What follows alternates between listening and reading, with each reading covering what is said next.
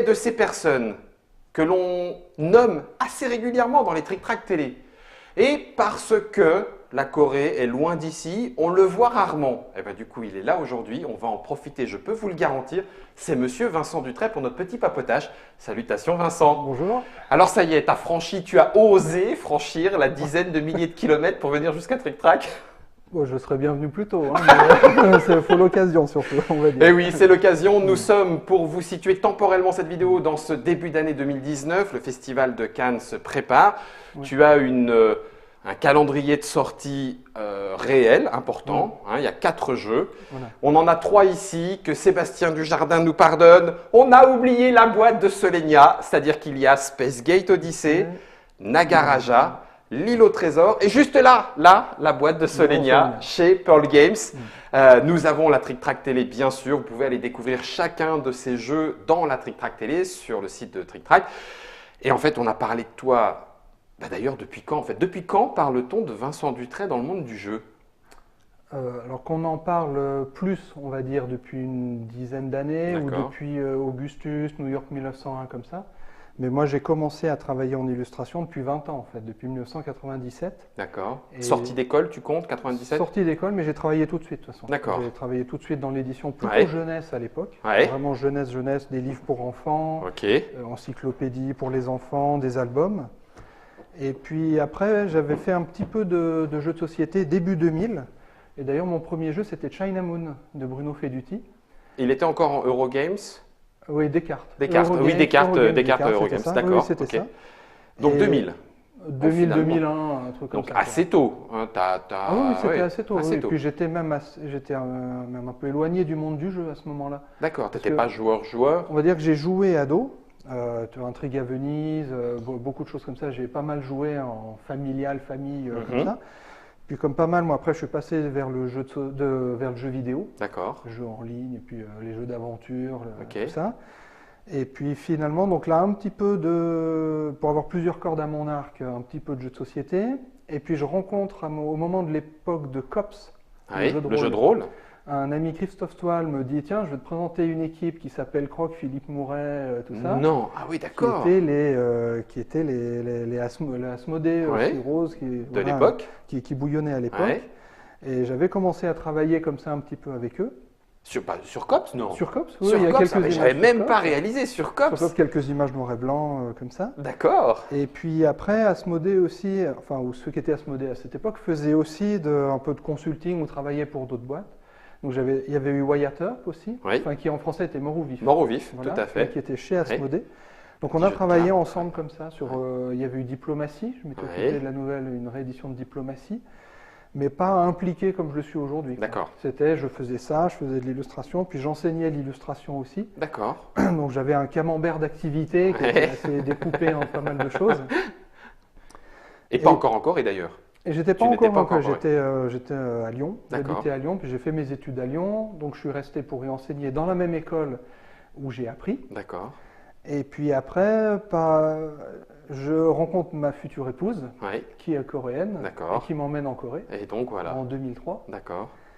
Et à ce moment-là, c'était intéressant parce qu'on ne s'en rend pas compte aujourd'hui, mais à l'époque, moi je travaillais donc principalement pour la jeunesse. Les éditeurs jeunesse n'avaient pas de mail. On s'envoyait des fax, on s'envoyait des colis, des lettres. C'était à l'ancienne. C'est il y a 15 ans, mais voilà, c'était comme ça. Et il faut que je pars en Corée. Les éditeurs jeunesse me disent pas de problème, on te suit, on se débrouillera, on s'adaptera. Et il n'y en a aucun qui l'a fait. Oh la vache. Donc d'un coup, je me suis dit bon, qu'est-ce qui se passe? Voilà, activité en baisse. Et puis je me dis bon. Même si j'ai un niveau d'anglais qui est not so good but not so bad, allons-y. Je vais contacter les Américains, j'aime bien faire de la fantasy, tout ça. Je vais contacter Wizard of the Coast, je vais contacter Paizo, puis on verra. D'accord. Ce qui t'amène à travailler sur Pathfinder. Exactement. Et là, ils me disent ok, on y va. Et je travaille sur la 4e édition de Donjons et Dragons, sur Pathfinder. Je fais pas mal presque pendant 4-5 ans, je fais quasiment que ça. Ah ouais. Par exemple, chez Paizo, voilà, là il y a des images de Donjons et Dragons, là, la 4e édition. Et ça, c'est du Vincent Dutray. Ça, c'est du Vincent Dutray. C'est fou, parce que alors du coup... Et alors ça c'est intéressant, c'est que c'était ma première collaboration chez Paizo. où ils m'ont dit, écoute, on a une idée, on voudrait faire un set de 50 armes et objets magiques où tu serais libre de créer ce que tu veux. Oh là là. Il n'y a pas d'effet particulier, il faut simplement que ça puisse s'adapter au jeu de rôle, etc.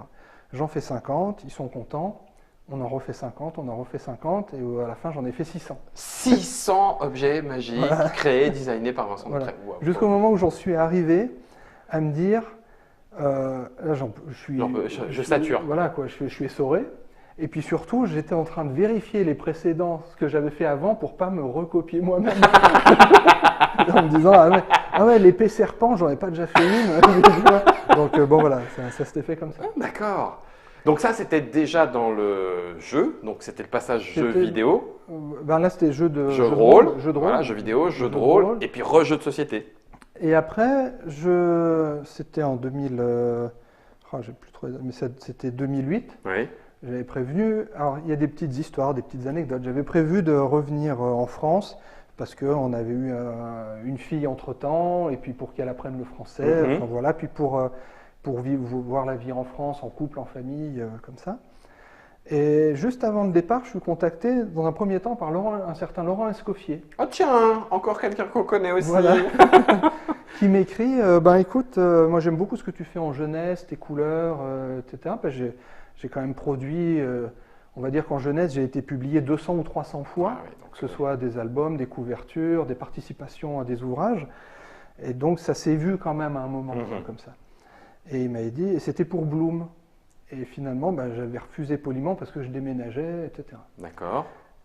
Et puis là, d'un coup, après, je reçois un autre mail où je me dis, tiens, il se passe des trucs dans le jeu de société d'un certain Malcolm Braff, qui est donc, pour ceux qui ne le savent pas, était l'associé de Sébastien Pochon pour créer GameWorks. Donc on était en 2008, comme ça. Et Malcolm me dit, écoute, on aime bien ce que tu as fait en illustration jeunesse. Et il se trouve que j'avais illustré Heidi quelques temps avant. D'accord. Ils sont suisses, ça leur a plutôt parlé. Voilà, la fibre, tout ça. Là, ce qu'on vient de voir, c'était Nils Holgersson, mais voilà, c'était Heidi. C'était le même esprit de couleurs. De toute façon, c'était les mêmes gammes de couleurs, un petit peu comme ça. Et on se met à travailler ensemble sur Water Lily, et puis après, dans la foulée, sur Tikal 2. D'accord. Comme ça. Et puis c'est à partir de ce moment-là où, mine de rien, il y a eu une certaine exposition, ça s'est mis, puis petit à petit, après ça s'est mis à s'enchaîner. J'ai rencontré aussi Bruno Catala. En fait, il y avait un truc assez étonnant, c'est que j'avais un peu une sorte de trou entre justement cette époque, cette période un petit peu début 2000 jusqu'à 2010, où tout s'est réveillé, on va dire, avec les nouveaux auteurs, Catala, avec plein de choses qui se sont créées à ce moment-là. Et moi, j'aime bien m'impliquer à fond dans ce que je fais. Donc, j'ai une petite anecdote là-dessus, c'est que je me suis dit, on commençait à me parler de plein de monde, plein de trucs, je ne comprenais rien. Je ne savais pas qui était qui faisait quoi. Je connaissais les noms des jeux, parce que forcément, petit à petit, et puis j'avais vu un petit peu de loin, mais vaguement. Alors, ça vous concerne, parce que je téléchargeais toutes les vidéos Trick Track depuis le début, et j'ai tout écouté. Ah oui. En travaillant, comme la radio, etc. Ah, tu t'es fait ta culture, quoi. J'ai acheté tous les magazines plateau. Ah la vache. J'ai tout lu. Et c'était assez drôle parce que je travaillais à ce moment-là avec Sébastien Pochon.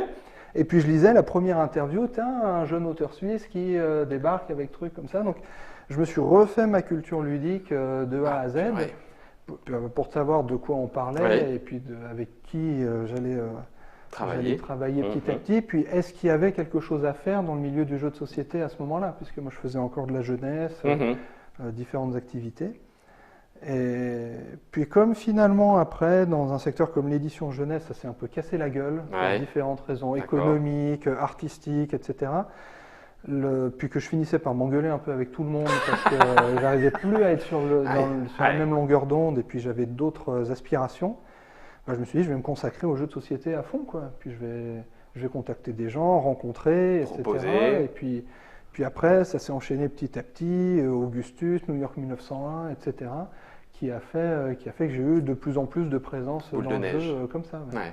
Tu parlais du côté américain, ça veut dire que du coup, ça a répondu aussi. Tu as fini par avoir un réseau, ou en tout cas de pouvoir travailler, parce qu'il me semble que tu travailles quasiment avec le monde entier au final.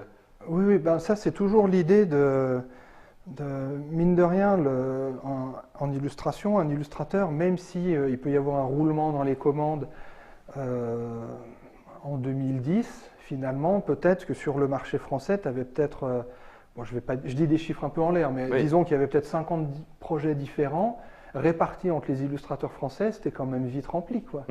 Donc il y a un moment où je me suis dit, ok, c'est cool de faire du jeu de société, de travailler là-dedans, mais en même temps, je ne peux pas me limiter à une surface géographique ou à un certain milieu. Et c'est avec des discussions en plus avec les collègues comme Bruno Catala ou Sébastien Pochon qui me disaient, écoute, il y a un moment, il faut faire attention au trop-plein, quoi, qu'on ne sature pas de Vincent Dutrait. Donc, tiens, tu devrais essayer de contacter les Allemands, contacter les Américains, ce que j'ai fait, en me disant, tiens, je vais peut-être... c'est là que ça devient rigolo, c'est qu'en me disant, bah, tiens, je vais peut-être me reculer un tout petit peu et puis je reviendrai. Bah après, je fais un jeu avec les Allemands, je fais Broom Service et il a le Kennerspiel. Bon, très bien. Tu m'étonnes. Comme quoi, ça a été aussi une exposition. C'est très bien, exactement. Ah oui. Et justement, ça a ouvert d'autres portes. Et puis, par exemple, le travail sur Lewis et Clark. Oui, les ludonautes. Avec les ludonautes, ça a touché les Américains. Ça a vraiment touché les gens dans cette partie de leur histoire. De voir cette histoire mise en image comme ça en jeu. New York aussi, alors que j'ai jamais mis les pieds à New York, encore moins en 1901, que j'ai pas fait un pèlerinage. J'ai pas fait un pèlerinage aux États-Unis sur les traces de Sacagawea, Lewis et Clark. Mais comme je m'implique beaucoup et que je fais beaucoup de recherches, j'essaie toujours d'avoir des dessins assez justes, que ce soit le plus crédible possible. Pas forcément réaliste, mais crédible. Ça a fait son truc, quoi. Ça a touché les gens et ça m'a ouvert après les portes du marché américain, marché allemand dans une autre mesure, parce qu'il n'y a pas non plus 50 000 projets et tout, mais ce qui me permet en fait de jamais, d'avoir toujours assez de travail pour en vivre, puisque je vis pleinement de l'illustration depuis plusieurs années, de l'illustration de jeux de société. En plus. Comme ça. Et puis toujours en cherchant à me démarquer un petit peu, quoi, en allant chercher des choses ailleurs et puis sans me fermer des portes tout seul, quoi, comme ça, quoi. 2018-2019, là c'est maintenant, on le voit, il y a effectivement une actualité réelle là pour Cannes. On parlera aussi un petit peu dans ce que tu as le droit de dire sur la suite. Oui, bien sûr. Mais maintenant qu'on a fait un petit peu ce parcours dans l'illustration et par rapport aux jeux de société, j'ouvrirais bien un deuxième chapitre justement sur, en espérant que ça ne te se saoule pas, parce que j'imagine que tu as dû l'entendre tant et plus, justement ce style, Vincent Dutrait. On en a parlé un petit peu dans le papotage qu'on a eu avec toi lors du dernier salon de Essen, mais on va le caler et le poser un petit peu plus. Dans le brouhaha. Voilà, là, on est dans les studios Trick Track, bien au calme, fallait à la réalisation, nickel. On va pouvoir. Alors, tu l'as dit dans d'autres vidéos, je l'ai déjà entendu. Effectivement, tu as appris, et ça t'a, me semble-t-il, visiblement marqué, tu as appris auprès d'un maître et qui a eu du coup des paroles ou des conseils qui t'amènent, entre guillemets, à travailler de cette façon-là. Oui. En fait, j'ai étudié l'illustration et l'infographie et le graphic design à l'école Émile Coll à Lyon, qui est une école d'art appliqué, privée, réputée, parce que justement, il y avait des grands professionnels qui venaient enseigner. Oui. Et il y a eu, je me souviens très bien, parce que pour vraiment pour aller dans la petite histoire de la petite histoire, je passe mon bac, ou avant le bac, on se demande, tiens, qu'est-ce que je pourrais faire après? Moi, je veux faire du dessin, donc... est-ce qu'il faut faire les beaux-arts à Paris, les arts déco, les écoles Boulle, Estienne? On se questionne. Et j'ai des oncles céramistes, artistes reconnus, renommés internationaux, et dont un qui a été peut-être un de mes premiers professeurs de dessin, qui en gros, quand j'amenais pendant les vacances mes dessins, tout le monde disait « Oh, c'est beau ce qu'il fait Vincent », puis lui me disait hey, « c'est tout faux, quoi ». Oh, putain, un peu cassant, non? Ça faisait mal. Merci, tonton. Mais en même temps, et puis qui, en fait, je sais pas, quand je devais avoir 14 ans, m'offre un manuel d'anatomie, quoi. Où je me dis, mais merci, tonton, deux fois. Et puis, en fait, non, voilà, quoi. Voilà. Et il dit, c'est intéressant parce que j'ai deux amis illustrateurs qui habitent à Paris, tu devrais aller les voir parce qu'ils pourraient t'aiguiller. Donc, je vais à Paris, je rencontre, je vais chez eux. J'arrive chez eux, c'est un couple d'illustrateurs, et ils étaient en train de peindre le plateau du Fantôme de minuit chez Ravensburger. Non, purée, j'y crois pas. Alors, ils travaillaient en couple, chacun d'un côté du plateau, et ils se retrouvaient au milieu. Ah ouais. Et ils dessinaient comme ça. Ils dessinaient comme ça. Voilà. C'est fou. Et donc, moi, fasciné de voir l'atelier, les gens qui travaillent, c'était passionnant, quoi. Et on passe la journée à discuter, ils voient ce que je faisais à l'époque, qui était les prémices de balbutiement d'un beau truc de machin. Ouais. Et qui disent, ben écoute, en fait, il y aurait vraiment une école qui serait bien pour toi à Lyon, qui est privée, donc ça coûte très cher. Ouais. Et par contre, il faut que tu te méfies de plusieurs personnes, parce qu'elles influencent très fortement, et c'est finalement celle que j'ai écoutée le plus. Voilà. T'as pas vraiment bien suivi les conseils quand même, hein. Et donc, j'ai donc rencontré Jean-Michel Nicolet, qui est un grand dessinateur français qui avait un peu révolutionné le fantastique dans les années 70, amené une imagerie plus mature vers le livre pour enfants, comme ça. Et pour en revenir donc, je fais la boucle, en revenir à ce que tu me disais, qui un jour m'a engueulé, parce que moi je faisais mes dessins de manière très réaliste, documentée, très léchée, au petit pinceau, alors qu'il y avait une mode à l'époque qui était plus au collage, à des travaux beaucoup plus graphiques. Et je pensais que j'aurais pas ma place du tout dans le métier de l'édition, dans le monde de l'édition. À cause du chemin choisi, du voilà, style choisi. Voilà, parce que ça se limitait à quoi? À faire des encyclopédies sur les bateaux, et puis ou des trucs historicaux, machin. Donc c'est pas drôle. Puis ça me déprimait, quoi. Ouais. Et je m'étais fait engueuler parce qu'il m'avait dit, mais tu sais, il y a des modes, il y a des vagues, ça passe, ça bouge, mais par contre un dessin comme tu le fais, on a toujours besoin de ça, quoi. Du figuratif, j'aime pas trop dire réalisme parce que c'est pas réaliste, c'est crédible, c'est différent. Et il me sort deux choses, coup sur coup, en me disant fais ce que tu sais faire le mieux possible et tu auras du travail toute ta vie. Et après, un autre truc que j'ai mis très très longtemps à comprendre et que je comprends aujourd'hui de plein pied, c'est à défaut d'être le meilleur, fais en sorte d'être indispensable. Voilà. Et je me suis vraiment mis ça dans la tête, et en me disant, je vais faire ce que je sais faire le mieux possible. Ce qui fait que quand j'ai commencé en édition jeunesse, j'ai plutôt commencé par du livre scolaire, où on a besoin de choses réalistes, etc. Après, du docu-fiction, ou un livre sur Pasteur, des choses, etc. Et puis après, à un moment, tu as un éditeur qui... Parce que moi, à côté, j'avais un peu de temps pour faire un peu de fantastique. Et puis, comme je disais tout à l'heure, c'était passé un petit peu du côté du jeu, avec Asmodée, il y avait un petit peu des trucs un peu différents, et ce qui m'a permis petit à petit comme ça, après, de faire du fantastique dans l'édition jeunesse, d'autres choses, et puis de développer mon univers, ma technique, dans des genres, des styles différents, et de creuser ce truc à fond, quoi, le plus possible et sur la durée, quoi. Alors ce style que tu décris, même si on ne va pas aller jusqu'au réalisme et au crédible, parce que y a du fantastique, il y a du futuriste, donc du coup, voilà, c'est pas toujours ce qui existe réellement, mais en tout cas, à chaque fois, on pourrait y croire. Voilà. Ça me fait penser un petit peu à Franquin pour les machines fantasques de la gaffe qui disent ça doit pouvoir marcher. Exactement, voilà, donc on finit par y croire. Comment tu le décris? Parce que alors là, pour le coup, moi, je suis novice, ignorant. C'est peinture, aquarelle, c'est... Alors, je travaille de manière dite traditionnelle, avec crayon, pinceau, encre, peinture acrylique sur papier. Je continue à travailler de cette manière-là parce que c'est ce que je maîtrise, c'est ce que j'ai appris, et que je continue à développer, que je continue à chercher à développer. On peut même en sortir, puisque tu en as amené. Voilà, oui, j'ai apporté des originaux. Sur papier dessin. Papier dessin, du canson, du bon papier. Un bon papier à dessin, mais un classique, rien de spécial. Une non, toile, moi je cherche pas. Il y a des gens qui disent moi j'ai besoin d'un pinceau en poil de martre, comme ci, comme ça, que je chéris. Moi, je m'en fous un peu, en fait. Je vais plutôt acheter un très bon pinceau synthétique, et puis je change quand il est fichu, puis voilà, quoi. Ouais. Donc, tu t'attacheras pas à l'objet. Oui, non. Donc là, du coup, voilà, tu prends un papier canson. Donc, j'ai amené quelques originaux, là, pour vous montrer. Donc, ça, c'est les jeux, justement, que vous allez voir à Cannes. Donc là, il y a Space Gate Odyssey, donc vous pouvez avoir la couverture et puis, parce que voilà le dessin, la boîte à côté. Voilà ce que donne la boîte. Là, et c'est là où on voit qu'il y a un travail particulier. Tu as fait exprès je crois, de laisser pour dire là, le titre, il y a besoin, il ne faut pas que ça recouvre. Je ne suis pas du tout dans un trip artistico, machin truc, où je suis un artiste, je fais mon truc et puis débrouillez-vous avec. Non, non, l'illustration du jeu de société, c'est une illustration qui doit être fonctionnelle, qui s'inscrit dans un processus, dans une chaîne de fabrication, de création, que ce soit pour un jeu, même de fabrication, de production.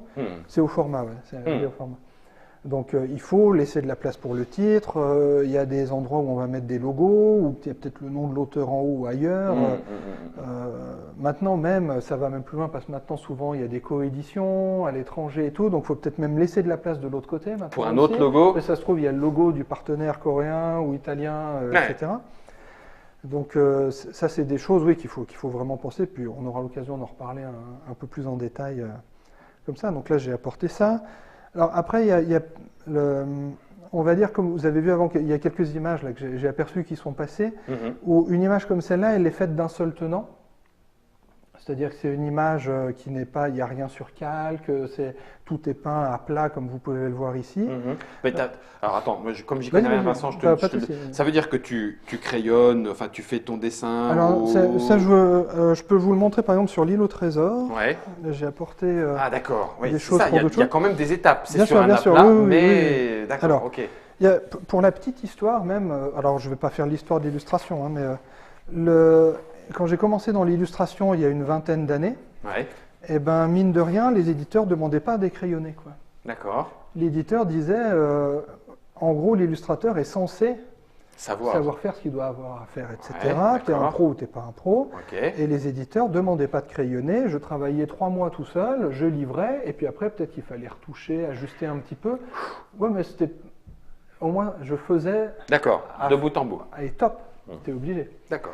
Alors qu'après, mine de rien, chez les éditeurs, les directeurs artistiques sont de plus en plus, alors surtout en jeunesse, sont de plus en plus devenus des managers ou des commerciaux, et qui, eux, avaient besoin d'étapes de validation, etc. Et tout. Ce qu'on reproduit dans le jeu de société aujourd'hui. Donc moi, je commence pour le meilleur toujours... ou pour le pire. Bon. Voilà. Ouais, d'accord. Donc tu commences par le crayonné. Moi, je commence plutôt par un crayonné. Alors, j'ai pas amené les crayonnés, mais en fait, tout est en morceaux. C'est-à-dire que, par exemple, là, je crayonne ce personnage-là à part, celui-là à part, celui-là à part. Tous les éléments sont à part pour avoir une certaine souplesse. Dans la composition Dans la composition. D'accord. Parce que d'une certaine manière, et personne m'en voudra, j'ai pas toujours confiance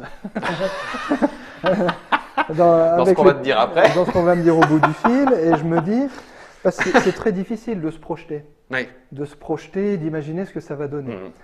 Et sans critiquer ni quoi que ce soit, ni dire du mal, dans le jeu de société, il n'y a finalement, les gens avec qui on travaille, il n'y en a presque pas qui ont une formation artistique derrière. Donc ils peuvent avoir du mal à se projeter justement. Donc ils ont besoin d'un crayonné ou d'étapes, etc. C'est très difficile de conceptualiser quelque chose à l'avance. Je suis bien d'accord. Surtout quand sur un travail comme je le fais moi, ou qui va être peint et qui va être radicalement différent finalement. Il y a un saut énorme entre les deux étapes. Ouais. Donc je fais tout de manière éclatée pour qu'ensuite ça permette d'être très souple. Et donc par exemple dans le cas de l'île au trésor, au début j'avais fait le personnage là armé et puis finalement ça donnait un côté un petit peu trop bagarre où on va se taper dessus, ce qui n'est pas le cas, du tout dans le jeu. Ouais, donc, et puis pareil, j'avais fait un personnage un peu différent, puis après on ajuste petit à petit. Et puis là, finalement, on retrouve les personnages qu'on aura dans le jeu après et puis qu'on peut voir sur la couverture à côté. Ouais. Donc moi, techniquement, pour dire dans le détail, j'ai mon crayonné comme ça, que j'ai bien réglé sur l'ordinateur, j'ai bien calé la mise en page. Et là, j'ai quasiment un petit disclaimer pour les éditeurs en disant, attention, ça va être peint d'une traite d'un seul tenant. Je peux tout faire après, je peux retoucher, je connais ma technique, je sais jusqu'où je peux aller ou pas, etc. Il n'y a pas de souci, mais il vaut mieux anticiper au maximum. Et donc, s'il y a des choses à dire, dites-le tout de suite, parce qu'après, il peut y avoir un saut. Je passe une semaine sur la peinture, et puis il y a l'image qui tombe. Puis moi, j'aime pas livrer des images intermédiaires. En fait, je montre pas les intermédiaires, parce que c'est pas que je veux cacher, ou etc. C'est juste que ça aurait pas de sens. Parce que pour une illustration, peut-être je vais commencer par faire le ciel, une autre je vais commencer par faire un personnage ou un autre truc. Donc finalement, à mi-chemin, si ça se trouve, ça représente rien. C'est ce que tu dis, ça n'a pas de sens. Oh là, pourquoi tu as mis du rouge? Mais non, mais attendez, il y aura du jaune, il y aura du bleu, puis on s'en sort plus après, quoi. Donc, d'accord. Voilà. Okay. Donc ça veut dire, Et puis, là, et puis à ce moment-là, mon crayonné, je l'imprime sur du bon papier, peut-être à 20%, très très léger. Des fois même, il m'arrive de poser déjà des couleurs. D'accord. Ce qu'on peut voir ici, par exemple, sur la couverture, ici, il y a du jaune, qui est en fait du jaune imprimé. D'accord. Mais c'est juste parce que je n'avais pas envie d'avoir un gros carré blanc au milieu, parce que visuellement, ça allait me perturber quand j'allais peindre l'image. Parce qu'après, on allait retrouver dessus, voilà, on retrouvait ensuite le cartouche avec le titre. Quoi. Pardon, Fan. Juste en exemple, alors, parce que j'imagine que chaque projet étant différent, c'est pas forcément. C'est juste pour donner un ordre d'idée à ceux qui nous écoutent. Ça veut dire que de bout en bout, crayonner en mettant les éléments un petit peu à part, une fois que les choses sont posées, impression, puis peinture, jusqu'au bout, ça veut dire c'est quoi en temps? Moi, je ne me représente pas du tout. Alors, en fait, il y a 2 temps. Il y a le temps de préparation et le temps d'exécution. Moi, je suis plutôt un cérébral. On va dire. Tu sais, comme quand Bruno, il dit je fais mes jeux dans la tête. Moi, je fais les images dans la tête, d'abord. C'est-à-dire que les crayonnés là, que j'ai montrés derrière, j'ai fait que ça, j'en ai pas fait d'autres. D'accord. Et j'ai pas fait de crayonné très rapide brouillon pour voir un petit peu. Non, moi je suis pas là-dedans. Moi je préfère passer beaucoup de temps à réfléchir à ce que je vais faire, trouver plein de documentation, me nourrir, et puis faire des crayonnés comme j'ai montré là qui sont très précis, très précis sur les visages, les poses. Et ce qui des fois peut représenter peut-être 75% du temps du travail. Parce qu'après, mine de rien, l'exécution elle-même, la réalisation, la mise en couleur, sans faire le gloriole, moi je maîtrise ma technique, je sais où je vais, je déroule. Donc sur une couverture, je ne vais pas passer plus de 3-4 jours, grand maximum. Puis il y en a des fois, ça se fait en une semaine ou en 2 jours, mais en moyenne, c'est ça. Ça va assez vite. Et puis je peux même complètement me libérer la tête et faire autre chose avec ma tête en même temps. Quoi. Ah oui, d'accord. Parce que j'aurais mentalement tout préparé. Quoi. C'est très rare que, avant de me lancer dans une image, je ne sache pas que là je vais mettre du rouge, du rose ou du jaune, comme ça. Quoi. Ouais, ça c'est maîtrisé. Alors du coup, j'en reviens à ce qu'on disait tout à l'heure, ce style que dans le monde du jeu, parce qu'on a eu l'habitude de voir les illustrations, même si les univers ne sont pas les mêmes et on le voit, il y a je trouve, j'espère que je ne me trompe pas, mais qu'il y a une patte. Il y a le style Vincent Dutrait. Alors c'est bien parce que ça veut dire que, comme tu le dis, il y a une maîtrise. Est-ce que ça te colle à la peau? Est-ce que, dites, je suis capable de faire autre chose? Enfin, comment ça se gère? Oui, ça me colle à la peau, ça forcément. Parce que mais tu le fais bien. Mais je le fais bien au mieux possible de toute façon, puis ça me plaît. Moi, je n'ai pas fini de développer ça. Moi, je suis même curieux de voir ce que je vais faire dans 10 ans ou dans 15 ans. Moi, j'ai hâte. Ah oui, d'accord. Tu continues d'explorer cette maîtrise de la technique. Bien sûr, cette technique-là, je continue. Je peux regarder le soleil. Oui, bien sûr, là, là, ce sera une autre technique, justement. Ah bah alors, très bien, alors on va garder un petit peu de Solenia. Alors justement, on va dire qu'il y a un moment où... il y a aussi quelque chose, c'est que on parle de style, Vincent Dutrait, etc. Entre guillemets, je profite aussi de ça, parce qu'en face, il y a beaucoup de numérique et de choses qui sont traitées... Qui sont des fois dans la même mouvance, on va dire. Tu vois, on a vu des fois, même dans des discussions tric-trac, des gens qui disent « Ah, mais on ne sait plus qui fait quoi, parce que ça se ressemble. » C'est un peu touche-touche des fois comme ça. Donc, mine de rien, j'ai profité un petit peu de ça à un moment, qui fait qu'il y avait un petit peu une sorte de mini-boulevard, mine de rien, dans une illustration un peu de ce type-là. Comme peut le faire Julien Delval. Oui, alors j'ai marrant parce que c'est lui auquel je pensais aussi. On est tous les deux dans la même tradition de l'illustration française réaliste, crédible, comme ça, comme on voyait dans les livres dans les années 60, 70, 80, qui après, en fait, a disparu un petit peu. Moi, je l'ai vu en tant qu'enseignant, parce que ça demandait un investissement en temps, en énergie, etc., qui était quand même un peu plus lourd à gérer et à supporter, que ce soit physiquement ou psychologiquement, par rapport à des techniques numériques qui ont débarqué, où je ne sais pas mélanger mes couleurs. On va le faire. Et là, ça se fait dans Photoshop beaucoup plus facilement. Il y avait une facilité comme ça. Quoi. Moi, quand je suis sorti de l'école Émile Coll en 97, j'ai commencé à travailler, j'ai produit, j'ai fait des choses. Mais la première image dont je serais vraiment très fier, c'est peut-être 10 ans après, quoi. Parce que voilà, quoi. Puis même maintenant, sans rien renier, moi de temps en temps, je fais le ménage sur Internet parce qu'il y a des choses qui ne me représentent plus, quoi, ou qui sont plus ce que j'ai envie de faire ou ce que j'aspire à faire. Sans les renier, ça veut dire que ça fait toujours partie de ton histoire. Ah bien sûr, de toute façon, c'est là. Oui, c'est ça. C'est juste que ça ne me représente plus aujourd'hui. Je préfère qu'on voit ça ou qu'on voit d'autres choses comme ça, quoi. Ouais. Donc là, c'est pareil, tu crayonné et dessin des différentes planètes de Solénia. Je ne sais pas pourquoi, mais il y a justement là en bas à droite, il y a justement un petit bout. Ouais. Et puis alors, je ne sais pas pourquoi, il y a eu 2 fois, mais là j'avais mis ça en bleu. Puis après, là, il y a la version peinte à côté. D'accord. Alors là, Solénia, c'est un petit peu particulier parce que justement, depuis quelque temps, je ne fais pas tout le temps la même chose, mais j'avais l'impression d'avoir tout le temps le même process, le même processus de création, et j'avais envie d'aller chercher d'autres choses. Parce que je m'intéresse aussi au graphisme, au design, beaucoup de choses. Tu lis beaucoup, hein. Tu sais, moi qui suis un petit peu, tu postes des fois en disant tiens, j'en ai trouvé encore 3 ou 4 sur le sens des couleurs, le sens des formes. Enfin voilà, si tu savais ce que j'entends à la maison quand les paquets Amazon arrivent, oh bon sang, mais d'où tu sors cet argent pour acheter tout ça? Bon, oui, je commande énormément de livres d'illustration. Ouais. J'ai une collection d'artbooks de 500 ou 600 livres. Et puis ça va du comics américain à l'illustration traditionnelle française, au peintre américain du début du XXe. Ouais. Là, en ce moment, je lis beaucoup de choses sur les peintres japonais du début du XXe qui faisaient la peinture. Tu sais, ça s'appelle woodblock printing. Je ne sais pas en français, mais c'est gravure sur bois et qui était imprimée au Kusa et tout ça. Mais il y a une autre branche qui était très intéressante. Et alors je fais des recherches, puis j'arrive à acheter des catalogues d'exposition en contactant le musée au fin fond du Japon. Oh là là. Mais voilà, moi je me nourris de ça tout le temps. D'accord.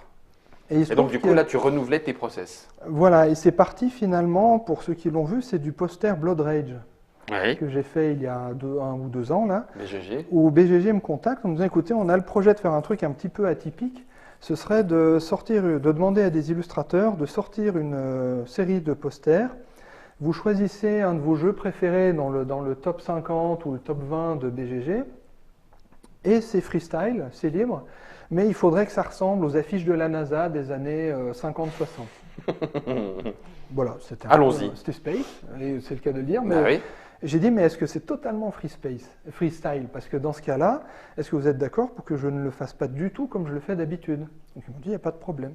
Comme j'étais à fond dans le trip peintre japonais, truc sur bois, je me suis dit, ouais, je vais le faire en gravure sur bois. Alors j'ai commencé à m'enseigner, puis c'est un peu compliqué. J'étais en train de me dire, ah mais j'ai même pas compris que c'était là-dessus. D'accord, donc voilà. C'était un peu chaud. Donc je vais limiter sur l'ordinateur. D'accord. Je vais dessiner le minimum à la main pour essayer de m'extraire de ce que je fais d'habitude et de faire le maximum en numérique. Et à partir de ce moment-là, ça a fait un petit déclic. Et puis justement, les gens se sont dit « Ah, mais tu sais faire ça aussi, on ne savait pas. » Ce qui est normal parce que je n'avais pas eu l'espace pour le faire avant. Ni la liberté, ni le... Parce que mine de rien, quand un éditeur il me dit on commande du Vincent Dutray, c'est qu'il veut quand même profiter du style Vincent Dutray, tout ça et tout. Donc, avec la reconnaissance qui va avec aussi. Voilà. Oui, tout à fait. Et ce qui fait que par exemple que sur Solénia, je suis parti sur quelque chose de très différent, où là j'ai fait les choses de manière complètement éclatée, en petits bouts. Pareil pour la couverture, pour ceux qui la connaissent, où là on a le visuel de la couverture qui est sur fond blanc, alors qu'après je vais rajouter une texture, etc. Ouais. Donc voilà. Ça te sortait? Donc ça me sortait parce que ça me forçait aussi à changer ma méthode, en me disant, d'habitude, comme je disais tout à l'heure, je fais mes images d'un seul tenant, d'une pièce. Là, il faut que je pense en différentes couches, différents morceaux, différents éléments, puis des petits trucs de logistique, de ratio, d'échelle, de machin, de texture. Et puis après, la rencontre là, sur Solénia avec Sébastien Dujardin, c'était génial.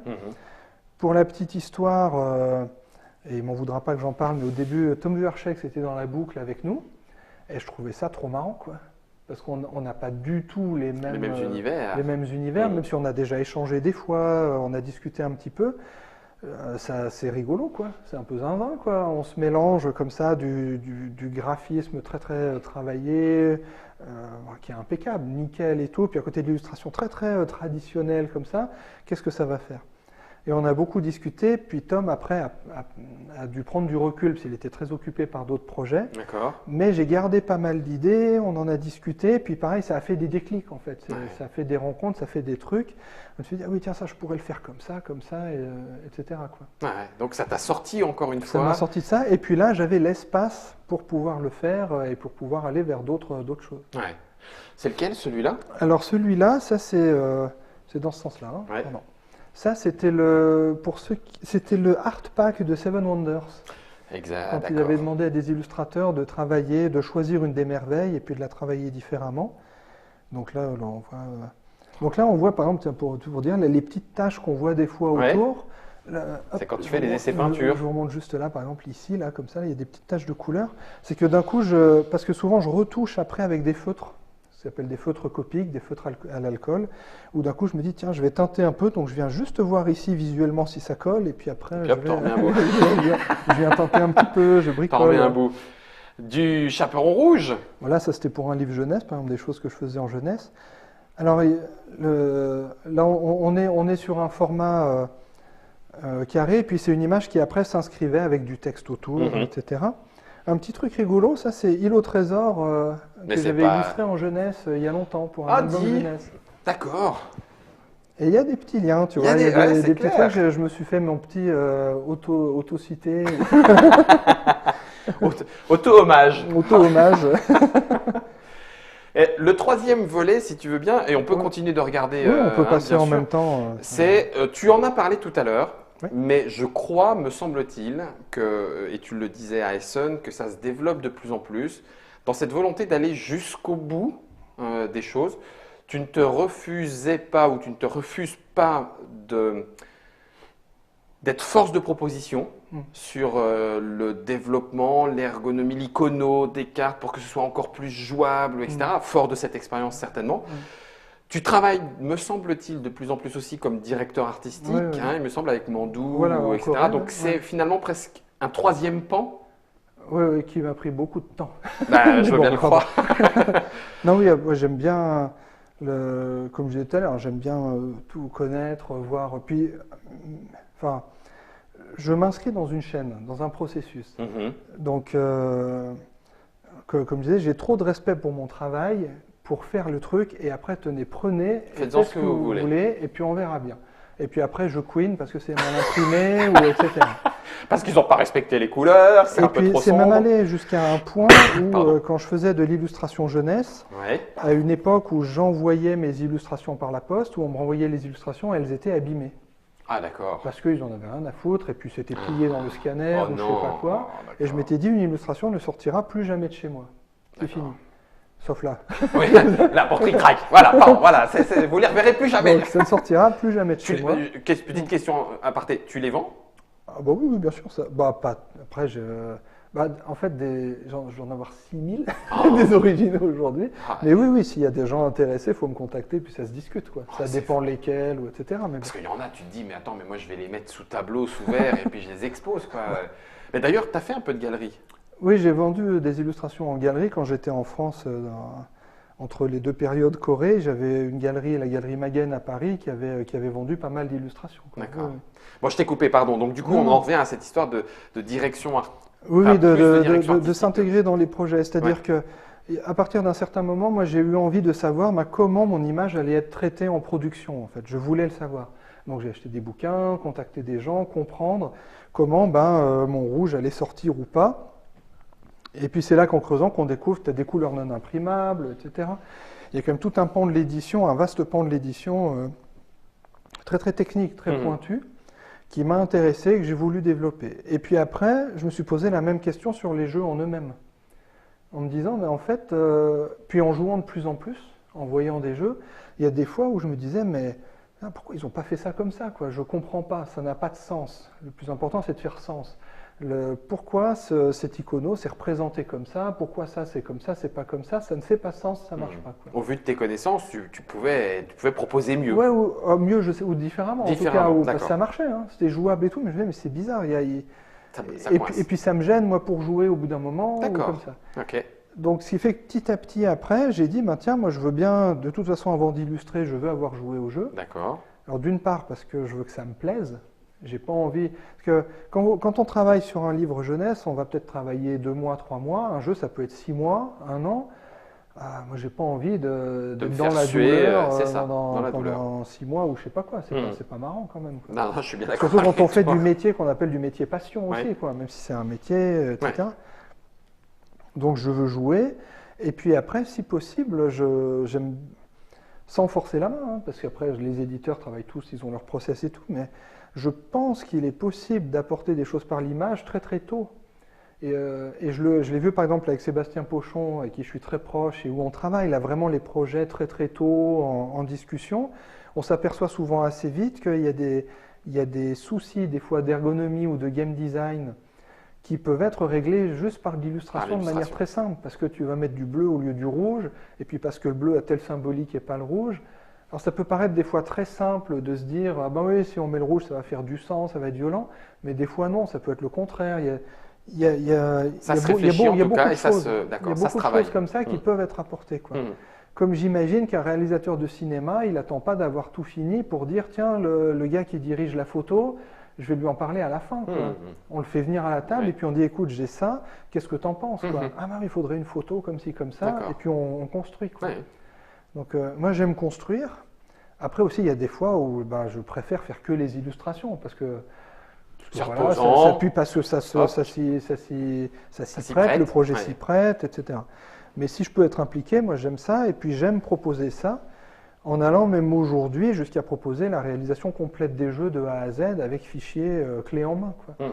Les derniers projets que j'ai pu faire, l'île au trésor, on n'est pas loin de ça. Nagaraja, je l'ai fait avec Stéphanie Gantier, on a travaillé ensemble sur j'ai fait l'illustration, mais on a travaillé ensemble sur l'agencement final de tous les éléments et les tout. cartes, plateau. Comme j'ai pu le faire sur Space Gate Odyssey avec Cédric. Mais après, il y a d'autres jeux comme avec des fois des éditeurs américains qui ont peut-être moins de moyens, etc. Où je leur dis, je vous propose un package, comme ça vous vous adressez qu'à une seule personne.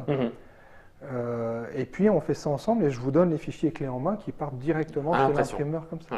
Mais moi, en amont, je contacte l'imprimeur pour avoir les guidelines, quoi, comment on bosse avec vous, vos couleurs, vos trucs, etc. Ça veut dire, alors là, moi je rentre dans les détails, mais comme du coup ça peut être aussi intéressant pour ceux qui nous écoutent, ça veut dire que le travail n'étant pas le même, ça va être dans le concret, la facturation ne sera pas la même. Ah non, elle n'est pas la même. Parce que c'est du boulot supplémentaire, de la connaissance supplémentaire, de la création supplémentaire. On en discutait encore avec Fall sur cette rétribution et reconnaissance du créatif. Voilà. Et ça, c'est quoi? Alors ça, c'était pour du jeu de rôle, ça c'était pour Pathfinder, ça, pour des couvertures de Pathfinder avec des créatures. J'en sais rien, je regarde Fall du côté de la région. Moi, je vois ça et automatiquement, tu as envie de faire une aventure de jeu de rôle en disant, alors lui, ce personnage-là, c'est un chef, il va vouloir faire ci ou faire ça, c'est un vieux chaman. Ça, c'est Médici. Alors là, nous avons Médici. Attends, je vais les enlever pour qu'elle ne soit pas derrière, comme ça on va mieux. Là, on a Médici. Médici. Hop, la nouvelle édition, donc le jeu de Ragnar Knizia. Alors c'était rigolo parce que là où tu disais que le style du trait, ça peut me coller à la peau comme ça, je me suis retrouvé des fois dans des situations un petit peu étranges où, comme l'éditeur Grail Games, qui est en Australie, me contacte et me dit, voilà, j'ai les droits de Médici, je voudrais le ressortir. Et en gros, ils se mettent, des fois, tu as des éditeurs qui se mettent dans la tête, il est intouchable parce qu'il fait ses machins, ou il est débordé, etc. On n'y arrivera jamais. Ouais, mais c'est... non, les gars. Demandez-moi, il n'y a pas de souci, on discute. Donc on discute, et puis après, on s'est embarqué là-dedans, et puis c'était très chouette, quoi. Et puis aujourd'hui, il y a Médici, il y a eu Médici le jeu de cartes, il y a eu King's Road, il y a eu Yellow and Yangtze. On les a vus passer tout à l'heure. Désolé, mon très cher Bruno, mais je crois que j'ai plus illustré Knizia que Catalan aujourd'hui. J'ai même vu la cité des... Non, c'est City of Angel, c'est ça? Détective... non, comment c'est? Détective City of Angel. Détective City of Angel aux États-Unis, c'est toi qui illustres aussi. Voilà, il y a le Tori qui doit sortir chez First Pencil Games aussi. Il y a le reboot de Atlantis Rising. Il y a d'autres choses. Tiens, si on peut revenir sur Médici une petite seconde pour vous montrer ce qu'on appelle des rustines. C'est-à-dire, alors, parce que Fall, des fois, crève en bicyclette, mais je pense que c'est pas les mêmes chose. Il utilise pas de rustine. J'avais raté la main, j'avais raté le visage, donc je découpe, j'enlève, et puis je colle un bout de papier, et puis je repasse. Ce qui se faisait. Ce qui se faisait en BD, en illustration, tout à fait naturellement. En BD, tu remplaces une case par une autre, tu remplaces une bulle par une autre, etc. Et là, le visage, il est tout découpé. Voilà, et puis après, dans Photoshop, je viens justement nettoyer un petit peu que ça se voit pas, quoi. La vache. C'est rigolo. C'est quoi? C'est le undo, quoi. C'est ton undo à toi. C'est mon contrôle Z. Là, pour vous montrer différents types de jeux, là, on a des personnages de Broom Service. Ouais. Là, Broom Service. Jurassique. La couve de Raptor. Raptor. Couverture de Raptor. Après, on a le... Deux joueurs. Le Lewis. Ah non, c'est le Discovery, pardon. oui, parce que forcément, effet de gamme, mais non, t'as raison. On a aussi Madame Chin. Madame Chin. Ça, c'est un Bruno Catala. Voilà, ouais. Hurricane aussi, me semble-t-il. Oui, Hurricane aussi. Ça, excellent. Bon sang Robinson Crusoe. Alors, ça, voilà, pareil, petite histoire assez étonnante. Robinson Crusoe sort. Je me rappelle bien, c'est un Philosophia aussi, etc. etc. Et tout d'un coup, je vois apparaître en news, il ressort, mais simplement, entre guillemets simplement, les illustrations changent et tu as l'impression de redécouvrir un jeu. Alors comment ça s'est passé quand tu retravailles derrière quelqu'un? Je n'ai fait que la couverture. L'intérieur est le même en fait. D'accord. C'est-à-dire que Ignacy m'avait contacté, Trévisac, l'auteur et éditeur, en disant je vais ressortir mon Robinson parce que mettre à jour les règles, faire ce qui était, je crois même déjà la 4e édition peut-être depuis le temps. Mais cette fois-ci, j'ai envie de me faire plaisir pour redonner un petit coup de fouet. J'adore ce que tu fais, fais-moi une couve. Et puis voilà. Ah oui, donc ça a été aussi création, fais-moi une couve. Ouais. D'accord, impeccable. Donc là, tu avais joué au jeu aussi. Oui, et puis en plus, j'adorais le jeu, donc j'étais tout content. Donc, moi, je leur ai proposé que j'étais partant pour faire aussi l'intérieur et tout. Et ils n'ont pas voulu.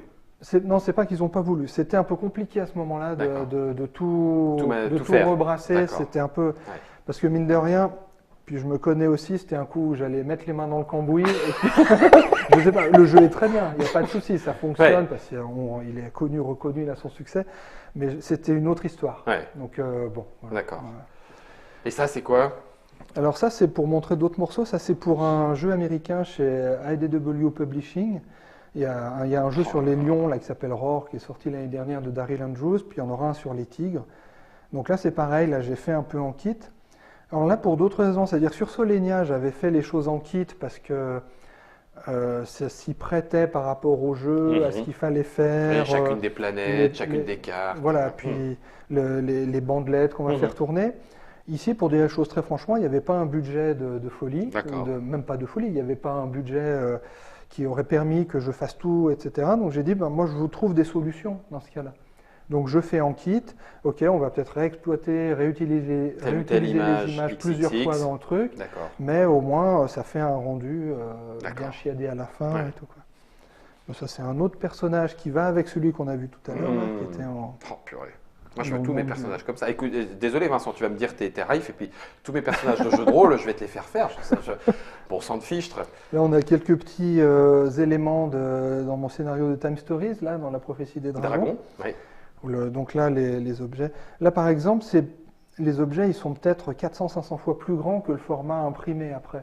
Mais c'est juste une question, c'est un truc qui est rigolo, c'est comme je travaille à la main, j'ai besoin d'un certain confort, et mine de rien, je suis limité par mon matériel, par mon outil.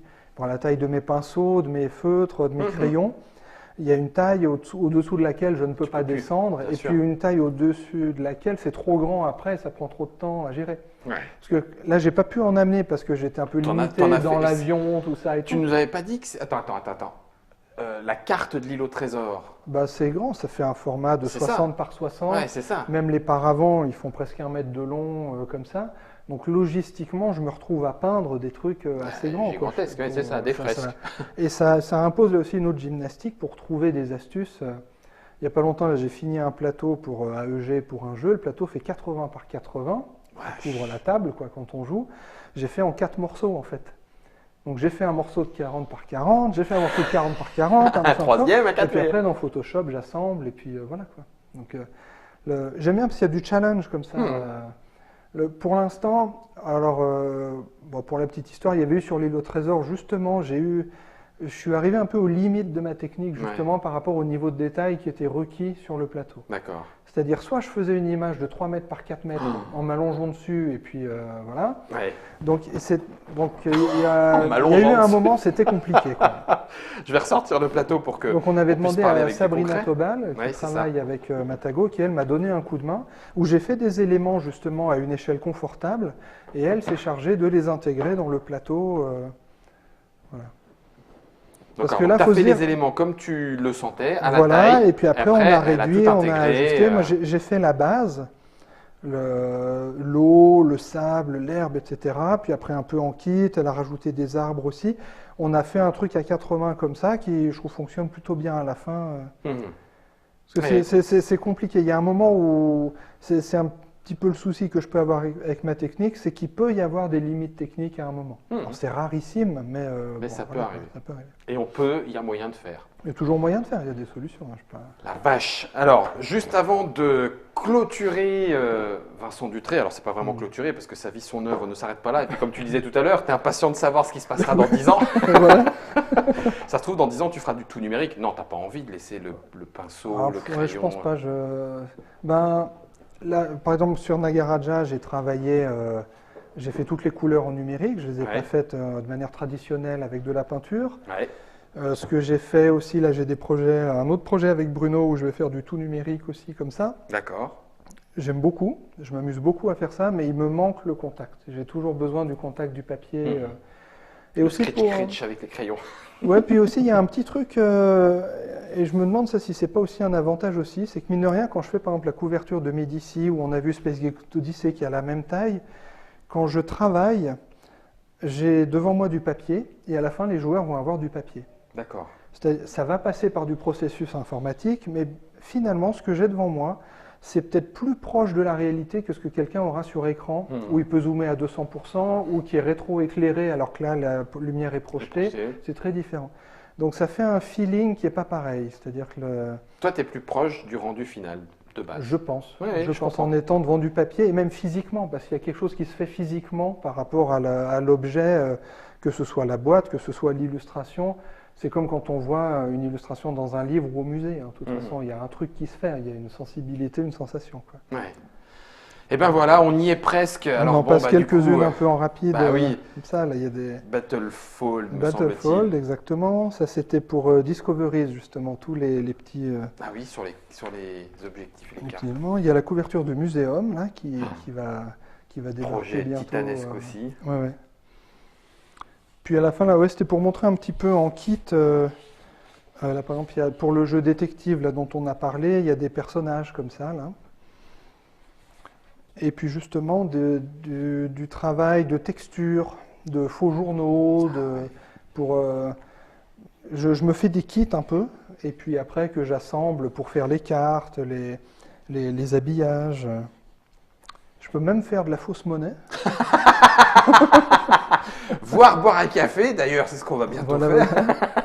Puis après, là, il y en avait une dernière qui était une couverture pour le jeu Pyramide. Quand, tu sais, où on est chacun d'un côté du jeu, et puis il y en a qui déplacent la momie, petits aimants, comme avec ça, le petit aimant, et qui était ressorti en Chine avec une version proche, locale, culturelle, et le à la place d'une momie. Voilà. Je finis. Avant de conclure sur cette 4e petite partie, là, les projets à venir, du coup, 2019, alors on le sait, hein, tu auras été présent en fonction du moment où vous regardez cette vidéo au Festival de Cannes. C'est vrai qu'on te voit rarement en France dû à l'éloignement, hein, mais là, en l'occurrence, on va pouvoir en profiter autour de Solenia, l'île au trésor, Nagaraja et Space Gate Odyssey. Voilà. Ça va nous faire, les jeux vont arriver février-mars. Tu sais déjà un petit peu ce qui arrive ? J'imagine que oui, bien sûr, parce que tu travailles en amont. Mais j'ai pas trop de dates, on va dire. D'accord. Mais je prends une petite liste. Ah prends, fais ton aide-mémoire, Vincent, il n'y a pas de problème. Non, il y a des jeux comme Atlantis Rising, c'est le reboot. C'est le reboot, jeu qui était sorti chez Z-Man il y a quelques années. Tout à fait. Donc qui a été financé sur Kickstarter, puis qui va être livré au backer, puis qui sortira dans l'année. D'accord. Que tu as retravaillé. Que j'ai retravaillé. Puis là, je travaille avec un graphiste. Là, il y a un graphiste. On fait ensemble, c'est encore différent. Après, il y a aussi, vous avez vu passer tout à l'heure la couverture de Jodhpur, de Jaipur. Jaipur, oui. Donc les Space Cowboys vont ressortir. Jaipur. Donc c'est parti de Gameworks et hop. Voilà, et Space donc Cowboy. avec un jeu frère qui va s'appeler Jodhpur. D'accord. Cette fois-ci, qui est un jeu dans le même univers que Jaipur, mais qui est totalement différent, de Sébastien Pochon avec ses collègues Greg et Franck, un jeu de tuiles qui donc sortira, j'imagine, au printemps. C'est le même trio qu'on avait vu sur Wangdo? C'est le même que Wangdo et que Sils. Et que Sils, voilà, tout à fait. l'Artinchon. D'accord, Artinchon, pour le dire correctement. Donc il y a un jeu de Bruno Catala qui s'appelle Queens et de Johannes Goupy, qui l'a fait en collaboration et qui lui sortira chez Mandu Games, avec qui je travaille en Corée. Régulièrement. Et qui, donc, voilà, moi je travaille pour Mandu Games en tant que directeur artistique. Ah d'accord, donc là c'est même... C'est un tiers de mon activité, D'accord. Je calculais ça comme ça, où je trouve les illustrateurs, je fais du sourcing aussi avec mon carnet d'adresses en Europe, États-Unis et tout. Et donc là, parce que des fois, moi je vois passer des projets, puis je fais tiens, je mets une option moi sur celui-là. Si le planning le permet, ou si on n'a pas une étincelle en se disant ça serait marrant, je veux bien, parce que je pense qu'il y a un truc à creuser ou à développer, quoi. Ouais. Il y a aussi Tori dont je parlais tout à l'heure. Qu'on a vu. Il y a un autre jeu qui s'appelle Scientia aussi, qui vient de Corée. Et puis il y a un gros jeu aussi avec, là on a Lost Atlantis, il y a le Queens là, qui est du prototype. Là c'est vraiment de la version work in progress. Très work in progress pour l'instant, mais qui permet déjà de montrer un petit peu le jeu, de faire tourner le jeu. Voilà. Et puis il y a aussi Oltré, qui est le gros jeu narratif d'Antoine Boza, que donc nous allons faire chez Matago. D'accord. Et donc là, on va attaquer sérieusement la partie illustration. Là, on a déjà un des compagnons comme ça. Ah ouais. On est en train de mettre en place. Antoine était venu me voir à Séoul en passant. S'il allait au Japon, il était passé chez moi pour qu'on puisse travailler, tout mettre en place. Ça a pris un peu de temps à se mettre en place, mais là, mais c'est fait. Voilà. Ok. Gros jeu narratif avec Antoine Boza. Voilà de quoi titiller nos papilles ludiques. Très bien. Eh bien voilà, c'était le papotage. On en a profité, on a un petit peu dépassé le tempo que l'on s'était donné. Mais ça s'est fait assez. Enfin, moi, j'ai pas vu le temps passer. Pas de souci. Toi non plus, Vincent. Je pense que Fall, presque pas. Non, impeccable. 2 pouces levés, tout va bien. C'était le papotage donc autour de Vincent Dutray. Moi, je t'en rajoute une, si tu veux. Vas-y, rajoute. Un petit scoop. Ah bah oui. Je peux pas aller dans tous les détails, mais il se trouve que j'ai été, comme je disais tout à l'heure, j'ai illustré le docteur Knizia un certain nombre de fois. Ouais. Et il se trouve que l'été dernier, on s'est mis à discuter tous les deux face à face, en se disant, mais ici, on travaillait tous les deux face à face, ensemble, directement. Tu vas faire un jeu. Ou des. D'accord. Ah ouais. Il a dit, je cherche un partenaire pour faire les illustrations. Puis comme il se trouve que ce que j'ai fait lui plaît énormément sur ces jeux, et puis que ça a permis de relancer certains de ces jeux, et puis participer à la chose, on va dire comme ça. On va donc travailler ensemble directement sur certains jeux et proposer un jeu clé en main aux éditeurs, en fait. Ah vache. Donc développer, illustrer, sur lequel tu te sentirais, parce qu'il m'a semblé avoir aussi entendu parler de co-auteur. Non, pas là. Non, là, je m'occupe des illustrations et de la finalisation, tout ça, pour que ce soit prêt pour être imprimé après. Donc, clé en main. Voilà. Bonjour monsieur, voilà, le jeu est prêt, il n'y a qu'à signer et discuter des droits d'auteur. J'étais assez content et c'est chouette parce qu'il y a, c'est Knizia, il y a une force de proposition, de travail derrière. Et puis, donc, il y a... Puis j'aime bien parce qu'il y a eu une période où on disait que il recycle, blablabla et tout, puis finalement, non, c'est pas ça. Ça y est, il arrive. Il arrive. Donc ça va être assez intéressant. Et puis c'est encore une autre manière de travailler là. C'est encore autre chose. Parce que c'est tout prévoir en amont. Puis en partenariat finalement. C'est encore autre chose. T'as raison. Voilà, ma vie, mon œuvre, pas la mienne, sa vie et son œuvre à Vincent Dutray, on en a bien profité. J'espère que ça vous aura intéressé autant que nous à suivre, à découvrir. C'est vrai que, voilà, on en parlait avec Fall régulièrement. Voilà, Vincent Dutray, oui, mais il est loin. Voilà, maintenant là, il était là, on en a bien profité. Pour ceux qui veulent même encore aller plus loin, il y a sur Trick Track, fouiller, surveiller, une deuxième vidéo un retravail d'une masterclass que tu as fait en Corée, autour de l'illustration. Et vous allez voir qu'il y a encore largement de quoi vous passionner. Merci beaucoup, Vincent. Puis merci à vous pour prendre le temps pour tout ça. C'est chouette pour nous aussi. C'est chouette pour nous aussi. On va voir comment on va pouvoir... on va mettre tout ça aux enchères. Non, Vincent n'est pas d'accord. Non. Merci à Fal pour la réalisation. Merci de votre attention. Merci du partage et des commentaires autour de cette vidéo, de la faire vivre. Merci à vous. Merci Vincent. Rendez-vous à Cannes. Rendez-vous autour et au long de l'année autour des Jeux. À vous les plateaux.